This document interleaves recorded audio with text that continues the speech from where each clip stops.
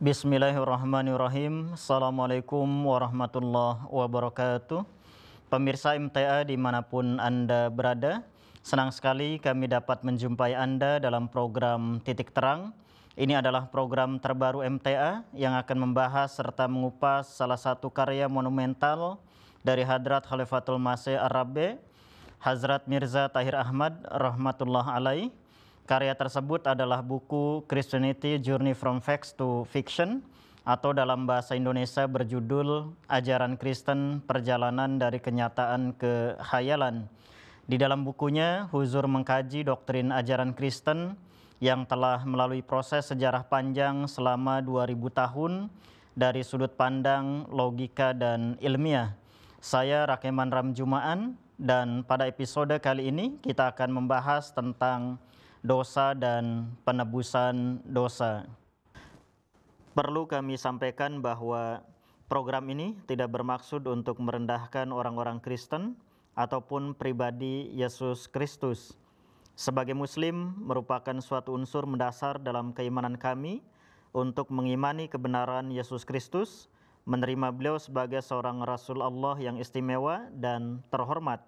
Namun ketika kebenaran menuntut titik terang dalam menemukan kejujuran terhadap logika, pikiran sehat dan pemahaman manusia, maka kita tidak dapat mengelak untuk tidak meninjau kembali pandangannya terhadap ajaran Kristen.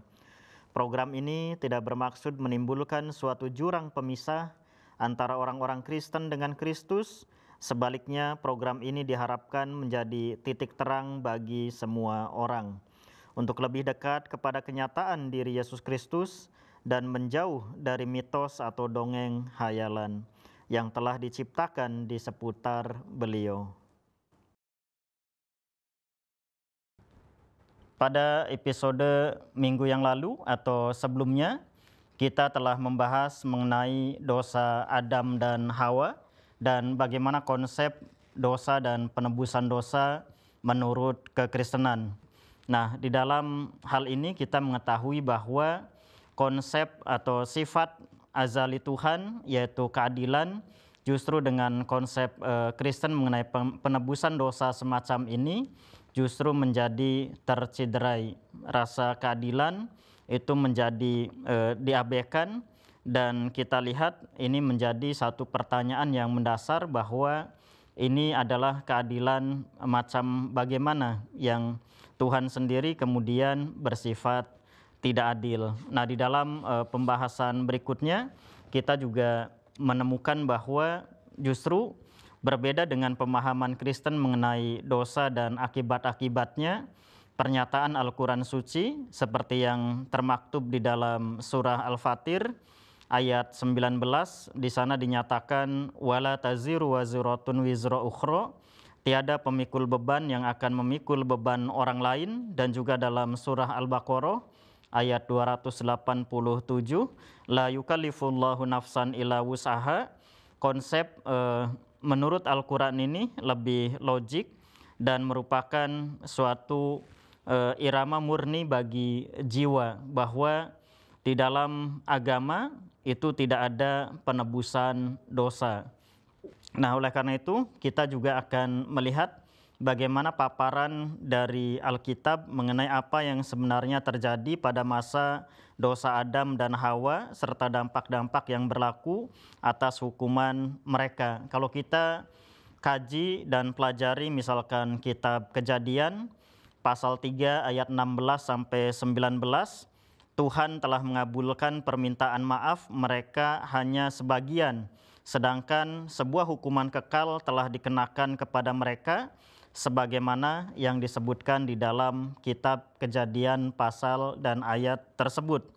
Di sini dikutip firman-Nya kepada perempuan itu, susah payahmu waktu mengandung akan kubuat sangat banyak, dengan kesakitan engkau akan melahirkan anakmu, namun engkau akan birahi kepada suamimu dan ia akan berkuasa atasmu. Lalu firman-Nya kepada Adam, karena engkau mendengar perkataan istrimu dan memakan dari buah pohon yang telah kuperintahkan kepadamu, jangan makan daripadanya, maka terkutuklah tanah karena engkau. Dengan bersusah payah engkau akan mencari rezekimu dari tanah seumur hidupmu, semak duri dan rumput duri yang akan dihasilkannya bagimu, dan tumbuh-tumbuhan di padang akan menjadi makananmu.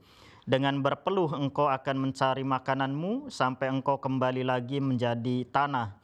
Karena dari situlah engkau diambil, sebab engkau debu dan engkau akan kembali menjadi debu. Nah, ini adalah semacam hukuman atau kutukan yang tercantum dalam kitab Kejadian pasal 3, nats yang ke-16 sampai 19, bahwa mereka yang berdosa akan mengalami hal semacam ini. Bagi perempuan itu akan merasakan kesakitan yang sangat ketika melahirkan, dan bagi laki-laki itu akan merasakan beratnya beban untuk mencari penghidupan. Namun kalau kita lihat bahwa umat manusia ini di dunia sudah ada sebelum kelahiran Adam dan Hawa. Para ilmuwan barat sendiri telah menemukan peninggalan-peninggalan banyak manusia prasejarah dan memberikan berbagai nama khusus kepada mereka.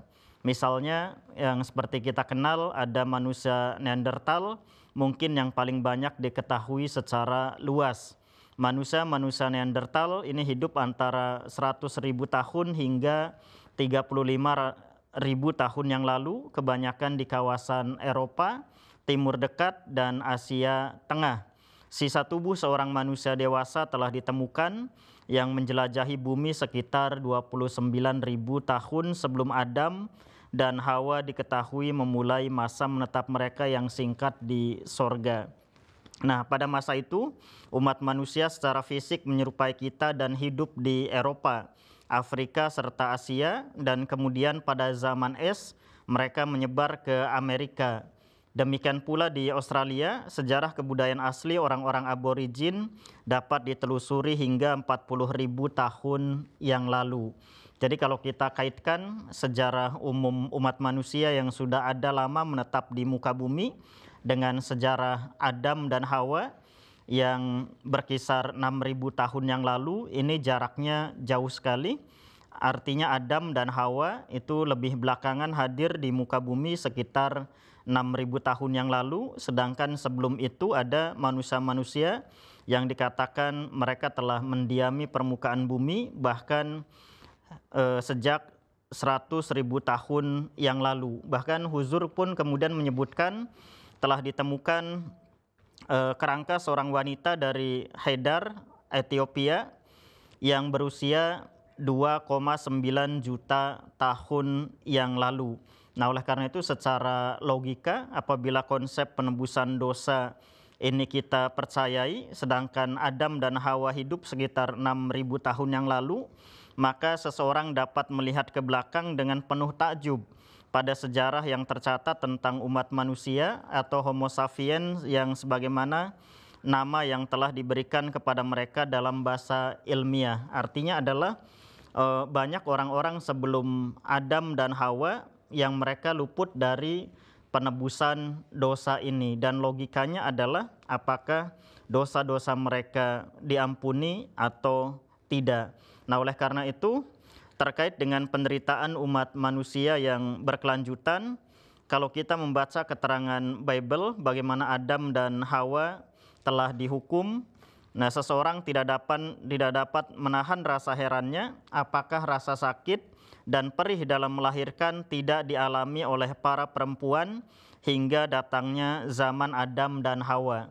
Nah, kalau kita kembalikan ke fakta tadi bahwa ada 100.000 tahun yang lalu, bahkan 2,9 juta tahun yang lalu, itu manusia-manusia yang hidup di permukaan bumi, apakah mereka juga mengalami hal-hal semacam itu, yaitu rasa sakit dan perih dalam melahirkan anak. Kemudian bagaimana itu bisa terjadi, misalkan setelah datangnya Adam dan Hawa, hal-hal itu kemudian bisa hilang. Seorang ilmuwan itu sulit untuk mempercayai khayalan-khayalan semacam itu. Sekali lagi, kita memiliki banyak bukti yang tidak terbantah bahwa jauh sebelum Adam dan Hawa, manusia telah menghuni seluruh benua di bumi ini, juga kepulauan-kepulauan terpencil di Pasifik. Dan mereka selalu menjalani proses melahirkan yang sulit untuk selamat. Oleh sebab itu, mengatakan bahwa Adam dan Hawa lah yang pertama kali melakukan dosa, sehingga akibat itu proses melahirkan yang sangat sakit telah ditetapkan sebagai hukuman. Ini menjadi terbukti salah sama sekali dengan mempelajari sejarah umat manusia secara umum. Bahkan hewan-hewan yang lebih rendah dalam ordo kehidupan melahirkan dengan rasa sakit. Jadi bukan hanya manusia, hewan pun juga ketika melahirkan itu pasti merasakan sakit. Jika seseorang menyaksikan seekor sapi melahirkan anaknya, penderitaan sapi itu serupa dengan penderitaan seorang perempuan. Banyak hewan yang kita ketahui telah menghuni bumi ini jutaan dan jutaan tahun sebelum Adam dan Hawa. Jadi kalau kita bandingkan bagaimana proses melahirkan seorang perempuan atau manusia sebelum Adam dan Hawa, itu tentu saja ini akan menolak atau menyangkal konsep penebusan dosa yang dipaparkan baru datang 6.000 tahun yang lalu. Sedangkan manusia secara umum telah menempati bumi seperti disampaikan oleh ilmu pengetahuan itu bahkan 2,9 juta tahun yang lalu. Begitu juga terkait dengan laki-laki, ketika meraih penghidupan dengan bekerja adalah biasa bagi manusia, tetapi bukanlah istimewa sama sekali. Kaum wanita juga bekerja untuk pencaharian dan penghidupan mereka. Sebelum itu, setiap spesies kehidupan mendapatkan penghidupan mereka dengan bekerja. Kenyataan ini merupakan kunci penggerak bagi evolusi kehidupan. Upaya gigih untuk tetap mempertahankan keberadaan mungkin merupakan tanda pertama yang istimewa bagi kehidupan yang memisahkannya dari dunia benda-benda mati. Ini adalah suatu gejala alami yang tidak ada sedikit pun kaitannya dengan dosa. Jadi kalau kita membandingkan antara penghidupan laki-laki, bila dikatakan ia mengalami kesusahan karena dosa warisan, tentu saja ini sesuatu yang tidak ada kaitan dengan dosa tersebut. Nah, oleh karena itu kita kembali, jika ini merupakan hukuman yang dinyatakan sebagai akibat dosa Adam dan Hawa, maka seseorang akan heran apa yang bakal terjadi setelah penebusan dosa. Jika Yesus Kristus telah menebus dosa-dosa umat manusia yang berdosa, apakah hukuman yang dinyatakan bagi dosa Adam dan Hawa itu telah dihapuskan setelah peristiwa penyaliban? Apakah orang yang mengimani Yesus Kristus sebagai anak Tuhan, jika mereka perempuan, tidak lagi merasakan sakit sewaktu melahirkan?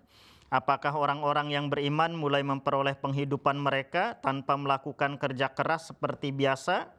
Apakah kecenderungan terhadap dosa tidak lagi ditransfer kepada generasi-generasi mendatang dan anak-anak tidak berdosa mulai dilahirkan? Jika jawaban terhadap semua pertanyaan ini adalah iya, maka sudah tentu akan timbul pembenaran dalam mempertimbangkan secara sungguh-sungguh falsafah Kristen tentang dosa dan penebusan dosa. Namun sayang, jawaban terhadap semua pertanyaan ini adalah tidak, dan tidak. Jika memang tidak ada yang berubah di dunia Kristen maupun non-Kristen sejak peristiwa penyaliban, maka apa artinya penebusan dosa?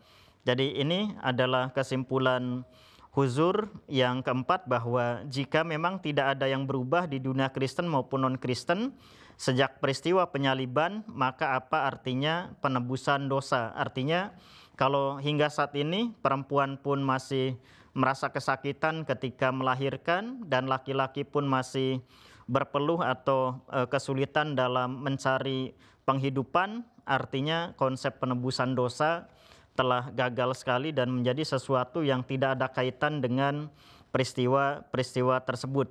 Bahkan menurut beliau, setelah kedatangan Yesus Kristus, rasa keadilan tetap mendikte umat manusia di seluruh dunia, yakni jika seseorang melakukan suatu dosa, maka hukuman bagi dosa tersebut harus diberikan kepada orang itu sendiri dan bukan kepada orang lain. Semua laki-laki maupun perempuan harus merasakan sendiri akibat dosa-dosa mereka, dan anak-anak selalu lahir dalam keadaan tidak berdosa. Jika ini tidak benar, berarti sifat adil Tuhan telah dicampakkan. Jadi ini adalah konsekuensinya. Kalau hal semacam tadi seperti diterangkan itu tidak benar, maka berarti sifat adil Tuhan telah dicampakkan. Nah, Huzur juga menyebutkan bahwa sebagai orang Islam kami mempercayai bahwa seluruh kitab samawi berlandaskan pada kebenaran abadi dan tidak ada yang dapat membuat pernyataan yang berlawanan dengan itu. Jika kami menemukan berbagai ketidakkonsekuenan dan penentangan dalam suatu kitab yang disebut kitab samawi, sikap kami bukanlah mengingkari dan menolak secara keseluruhan, tetapi menelitinya dengan hati-hati dan penuh simpati. Kebanyakan pernyataan perjanjian lama dan perjanjian baru yang kami dapati berbeda dengan kenyataan alam.